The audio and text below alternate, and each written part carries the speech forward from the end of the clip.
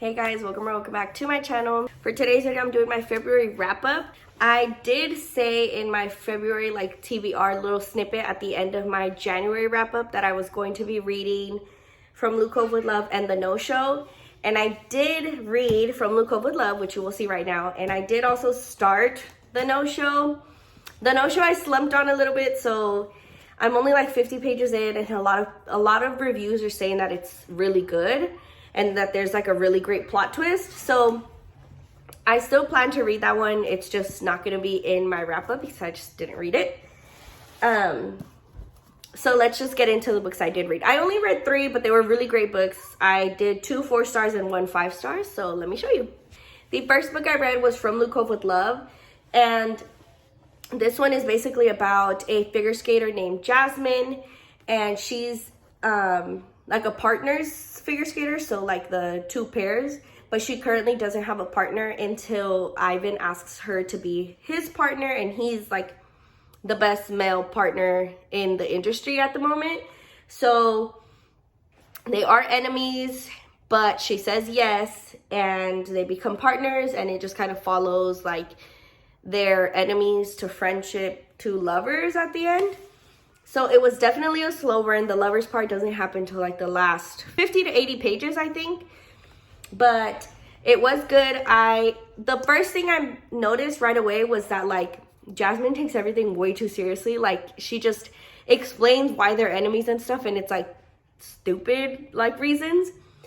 But I did notice that like she's supposed to be that dramatic on purpose so that like you know that they're stupid, because then she goes and tells her family and even they think it's stupid too. So that was like one of the things I didn't like, but then when I realized that it was like on purpose, and I was fine with it. I for sure loved Ivan because he's just like very protective over her, and it was really cute. And then my favorite thing though was like the family dynamic, just like how supportive and loving her family was to her. And I gave it 4 stars. I did really like it. It's definitely a slow burn. Like it was definitely just enemies to friends for a long part of it. But it was good. I liked it. 4 stars. The next book I read is A Court of Mist and Fury. And this was my 5 star of the month. I absolutely loved it. This one is Feyre is back in the spring court, living her life, you could say.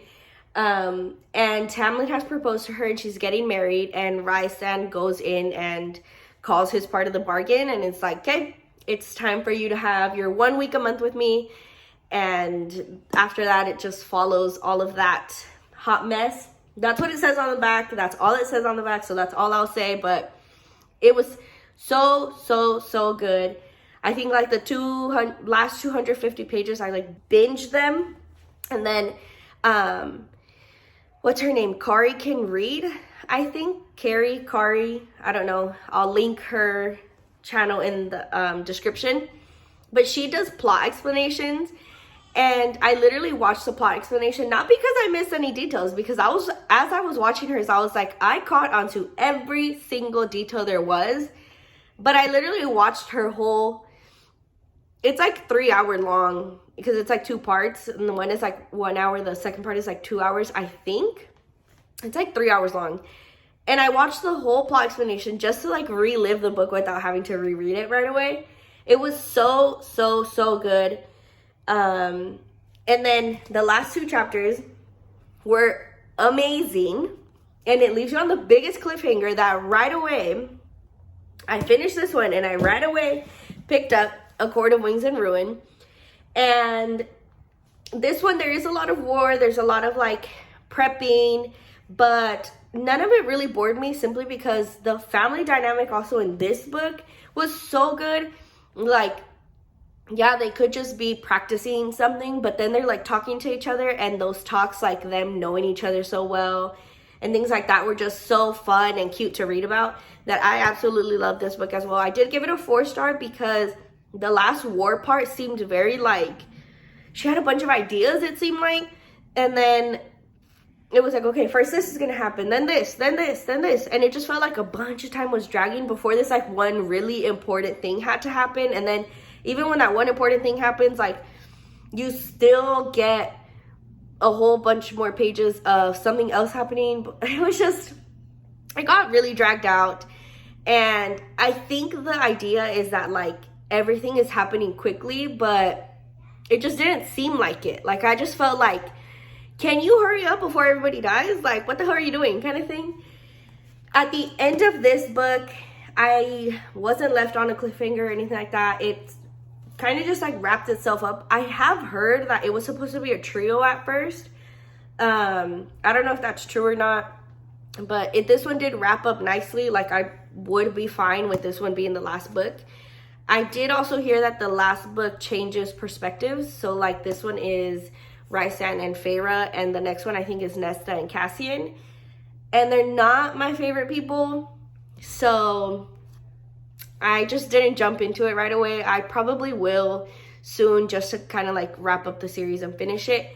But I didn't jump into it right away. But this is 4 stars. I did love it. I do think like other people who read more fantasy, like they kind of explain it to be like very repetitive. But I think for myself, just like starting off with fantasy, like I really loved the series, and I think everything was explained simple enough that I understood everything, but could also like imagine like worlds really well. So anyways, yeah, those were the 3 books I read for February.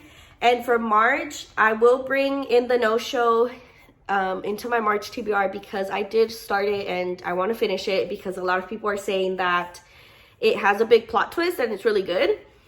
So I'll bring that one into my March TBR. And then the next one is going to be Good Morning Monster, which is a therapist writing about her 5 best success stories.